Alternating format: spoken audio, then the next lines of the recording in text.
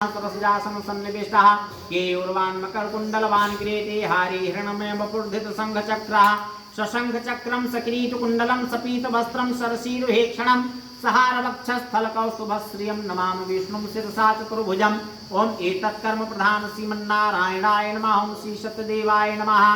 सूतवाच पुनरग्रे प्रवक्ष्यामि शृणुध्वं मुनिसत्तमाः आसीत् काशीपुरे रम्ये ह्यासीत् विप्रोति निर्धनः क्षुत्रुभ्यां व्याकुलो भूत्वा नित्यं ब्रभ्रामि भूतले दुःखितं ब्राह्मणं दृष्ट्वा भगवान ब्राह्मण प्रियः। सूत जी महाराज कहते हैं नैमिषारण्य के पावन तीर्थ में 88,000 ऋषियों से कि हे श्रेष्ठ ऋषियों, भगवान नारायण के श्री मुख से नारद बाबा ने इस व्रत को सुना। अब किया किसने इस भूमंडल पर?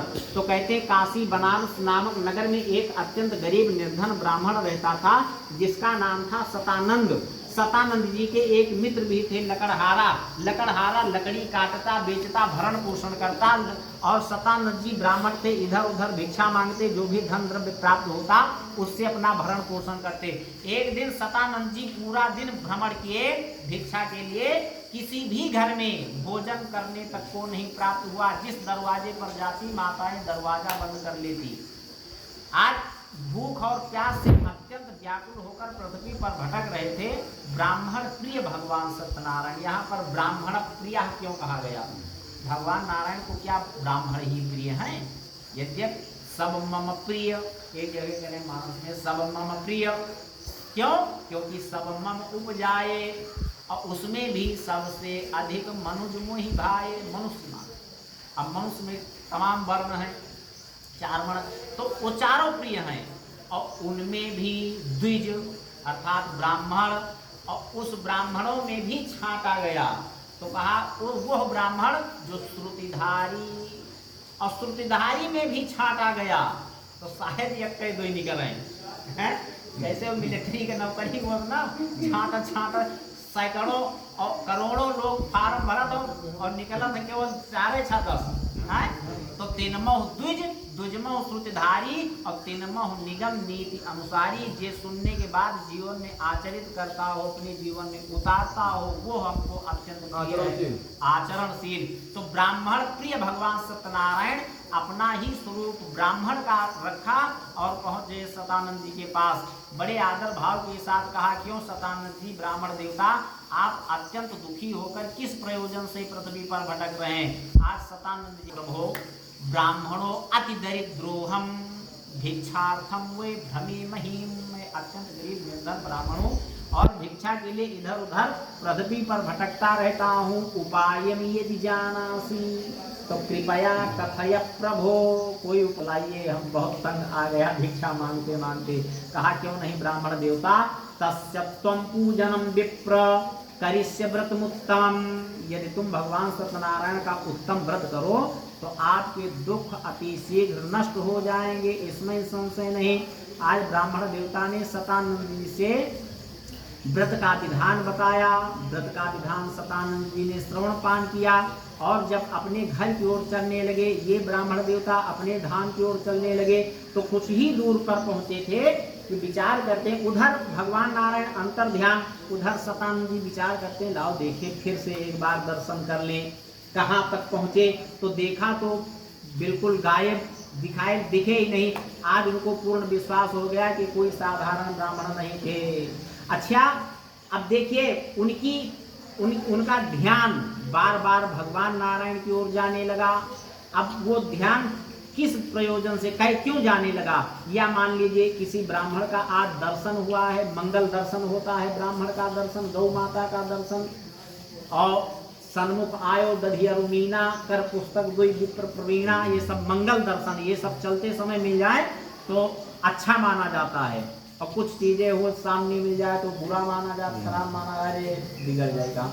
अच्छा, तमाम ऐसे अवसर आते भी हैं तो वहाँ पर केवल भगवान नाम स्मरण कर लें, आपका मंगल ही होगा।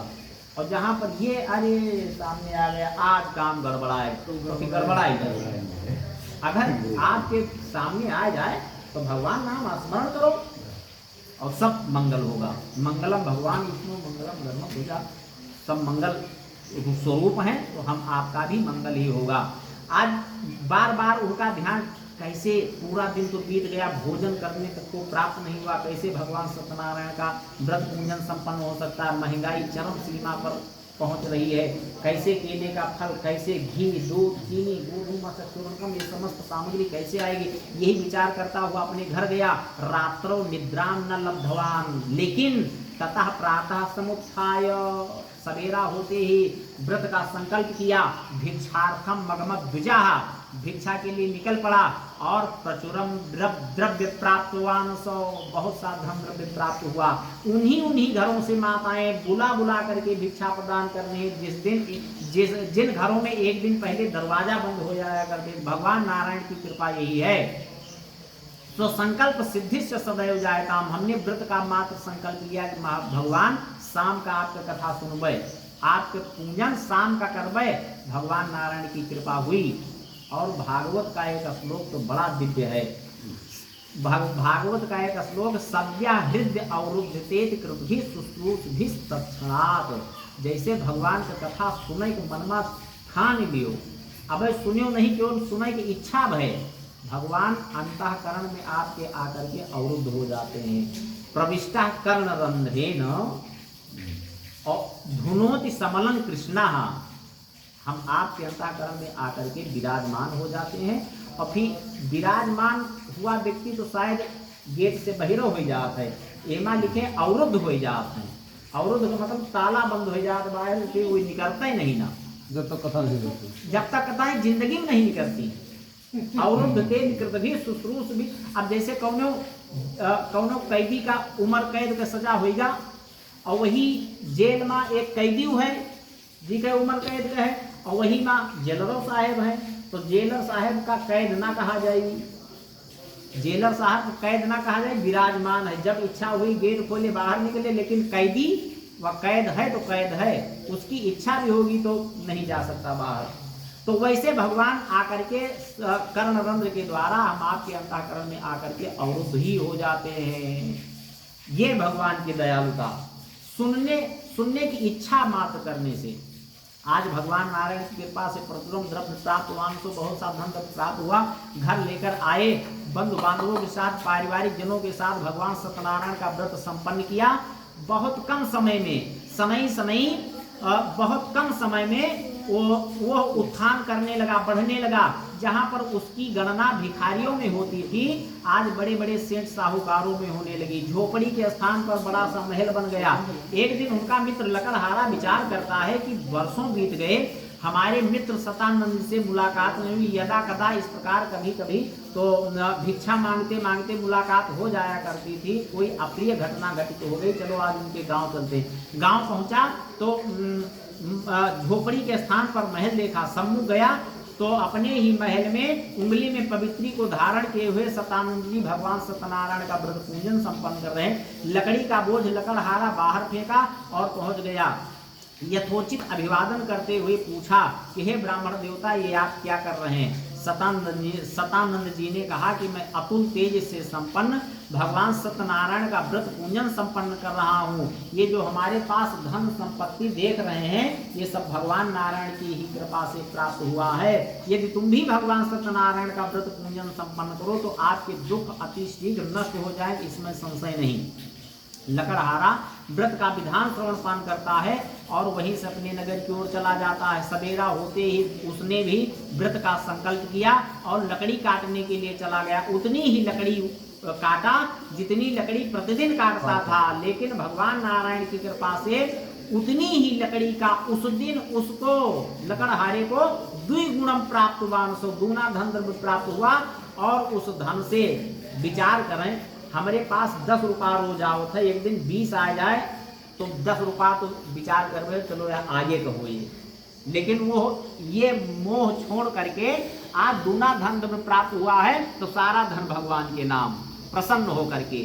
ततः प्रसन्न हृदय सुपक्वम कदली फलम शर्करा घृत दुग्धम चा गोधूम चूर्णकम कृत्वे कृत सपादम चा गृहीत्वा स्वगृहं गयो, सब घर को ले गया। ततो बंधुन समाहूय चकार विधना व्रतम, व्रत पूजन को किया। तद व्रतस्य प्रभावेण, उस व्रत के प्रभाव से धन पुत्रान्वितो भवत, और इहलोके सुखम भोक्त्वा चा अंते सत्यपुरम ययो, उस स्थान को प्राप्त करता है जिस स्थान को प्राप्त करने के लिए बड़े बड़े योगी सन्यासी महात्मा घोर तपस्या किया करते हैं। श्री स्कंद पुराणे रेवाखंडे श्री सत्यनारायण कथायाम द्वितीयः। बोलिए सत्यनारायण भगवान की जय।